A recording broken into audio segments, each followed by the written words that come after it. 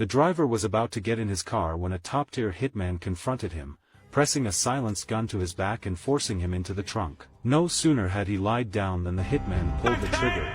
No need to bother hauling a body later. He then took the wheel of the luxury car, disguised as the driver, and merged into the traffic heading for the president's funeral. After the service, the president's son climbed into the car, none the wiser, as the hitman tagged along with the motorcade, biding his time. He kept pestering the son with small talk, annoying him to the point where he snapped, "You trying to get fired?" The hitman just smiled, then shot the bodyguard point blank, hit the gas, and peeled off in a convoy in a sharp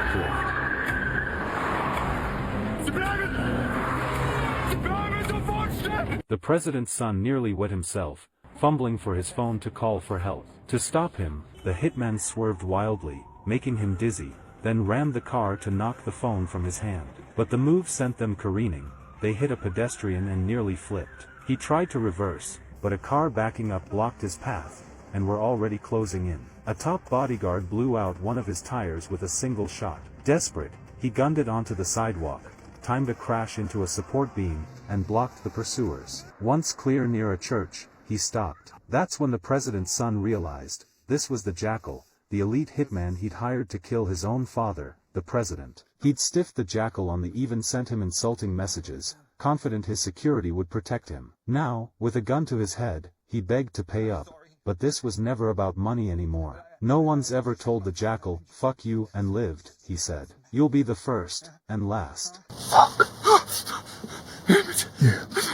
He fired, then repeated the curse back at him, clean and quick. He stripped off the driver's disguise, grabbed fresh clothes from the trunk, planted another timed bomb, and slipped into a pre-scouted church. He locked the door behind him. By the time bodyguards breached the barriers, the car exploded, and the Jackal vanished without a trace. Vengeance served, he returned to his hotel to delete evidence, only to get a call from his wife. She never called during his business trips, but now she suspected he was cheating. She'd seen him in a taxi after dropping him at the airport. Clearly, he was hiding something. Panicked, he couldn't exactly admit he'd assassinated a president and his son. He claimed she must have mistaken someone else for him, then FaceTimed her to prove no other woman was in his hotel room. She checked every inch, found nothing, but insisted on visiting him in Amsterdam. He shot that down, busy as always, and they hung up on a sour note. Convinced he was hiding something, she ransacked his office and found blueprints for their villa, with a hidden space behind his office mirror. Her brother pushed it, revealing a concealed door with a high-tech lock. He drilled it open. Inside, passports from around the world, cash, weapons, and disguise molds. She finally knew, her husband wasn't a businessman. He was the Jackal. Meanwhile, Matt's phone alerted him to a break-in at his armory. Checking the feed, he saw his wife and brother-in-law. He was screwed.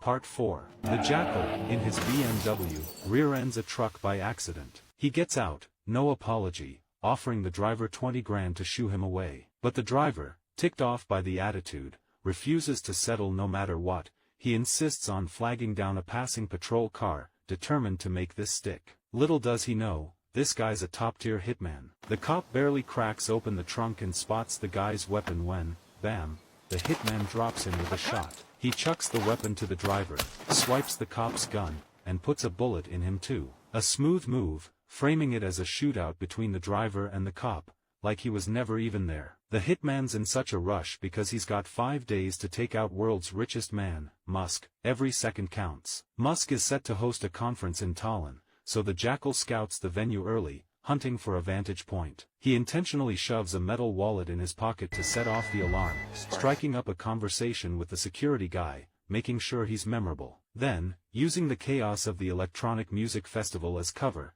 he studies the venue's layout. He notices a gap in the overhead beams, part of the stage lighting setup, and without hesitation, sneaks his way up. A couple of crew members have just finished fixing some equipment. Once they're gone, he whips out lockpicks, pops the secured cover, and slips into the stage prop. The blades are spaced just right, find the sweet spot, and he could take out someone on stage with a single shot. He pulls out his phone to measure the distance, but out of nowhere, a stagehand fires up the rig, and the blades start spinning. In a panic, Matt clings for dear life to a wire, only to have it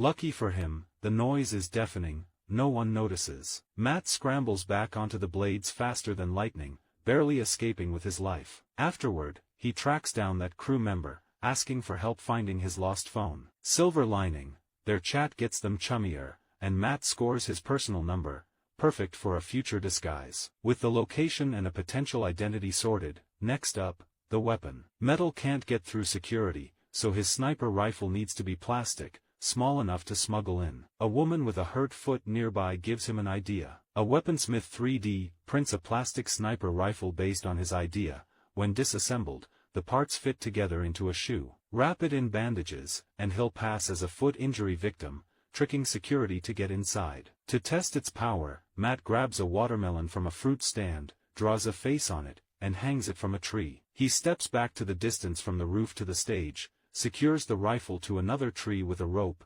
takes aim, and fires. Hits the target, but not quite a kill shot. Matt tweaks the sight slightly, the next shot blows the watermelon's head clean off. He swaps in live ammo and finishes off the poor melon. All set, Matt's about to embark on this high-stakes mission.